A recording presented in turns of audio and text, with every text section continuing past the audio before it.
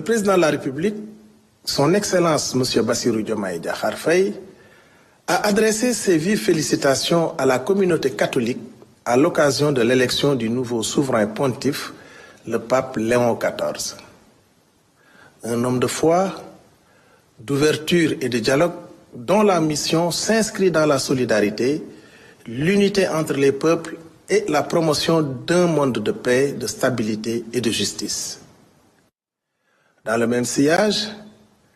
le gouvernement est mobilisé pour assurer le succès du 137e pèlerinage marial de Popenguine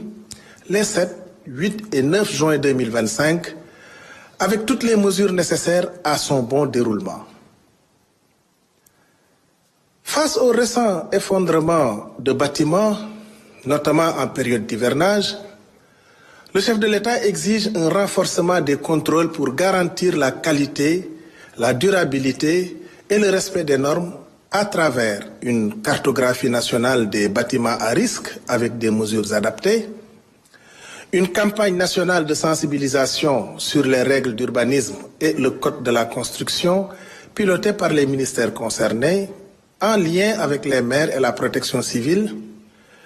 une homologation stricte des matériaux et contrôle rigoureux des chantiers avec des attestations de conformité systématiques et une accélération des missions du Laboratoire national des BTP pour prévenir les risques. Le président de la République félicite le Premier ministre Ousmane Sonko pour le succès du lancement du PAVI 2 doté d'une enveloppe de 107,2 milliards de francs CFA, un projet clé pour l'entrepreneuriat féminin et des jeunes qui sera essentiellement orienté vers le financement équitable sur tout le territoire national et une priorité aux projets agricoles et à la souveraineté alimentaire. Le Sénégal, désormais pays producteur de pétrole et de gaz, veille à une gouvernance exemplaire du secteur. Le chef de l'État demande au Premier ministre d'assurer une gouvernance optimale dans le but de respecter les contrats avec les partenaires, de développer le contenu local et les champions nationaux, d'auditer les fonds de stabilisation et intergénérationnels gérés par le Fonds 6 et de tenir la première réunion sous son magistère du COS-Petrogaz avant fin juillet 2025. L'enseignement des langues nationales est un pilier de la souveraineté. Conformément à la Constitution, le président de la République rappelle l'importance de l'alphabétisation en langue nationale à travers l'évaluation des politiques en cours, la promotion de leur usage dans tous les secteurs et les assises nationales des daara lancées pour une meilleure intégration éducative et économique. Dans le cadre de la coopération économique, le chef de l'État a pris part à l'Africa CEO Forum d'Abidjan. Il a rencontré des investisseurs internationaux engagés et prêts à venir investir au Sénégal dans des partenariats win-win dans le cadre de la vision Sénégal 2050. Le Premier ministre, quant à lui, a tenu à rappeler le rôle central des entreprises parapubliques dans notre économie nationale, notamment en matière de compétitivité et de création d'emplois. Cependant, il a pointé du doigt les difficultés majeures auxquelles certaines d'entre elles sont confrontées en raison de problèmes de gouvernance et de choix stratégiques inadaptés qui ont compromis leur performance.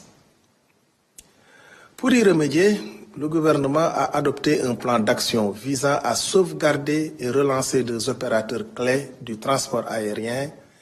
AIBD SA et Air Sénégal SA. Ces mesures issues du Conseil interministériel du 3 avril 2025 seront rigoureusement suivies par les ministères concernés pour garantir une gestion efficace de ce plan de sortie de crise. Par ailleurs, le Premier ministre a demandé au ministre secrétaire général du gouvernement et à celui en charge des finances et du budget de relancer le comité interministériel de suivi et de restructuration des entreprises publiques et parapubliques. Il a également insisté sur la mise en place rapide du fonds de relance dédié à la restructuration de ces sociétés. Enfin, le chef du gouvernement a appelé à une rupture totale avec les anciennes pratiques en instaurant une nouvelle politique managériale fondée sur la responsabilité et les résultats. Sur la modernisation de l'administration publique, le Premier ministre a souligné qu'elle est un levier essentiel pour concrétiser la vision Sénégal 2050 portée par l'agenda national de transformation. Pour y parvenir, plusieurs actions seront menées, notamment l'accélération de la digitalisation et l'optimisation des procédures administratives, la professionnalisation des ressources humaines, en particulier des gestionnaires et managers publics, et le renforcement des capacités en matière de conduite, du changement d'efficacité administrative et d'éthique professionnelle.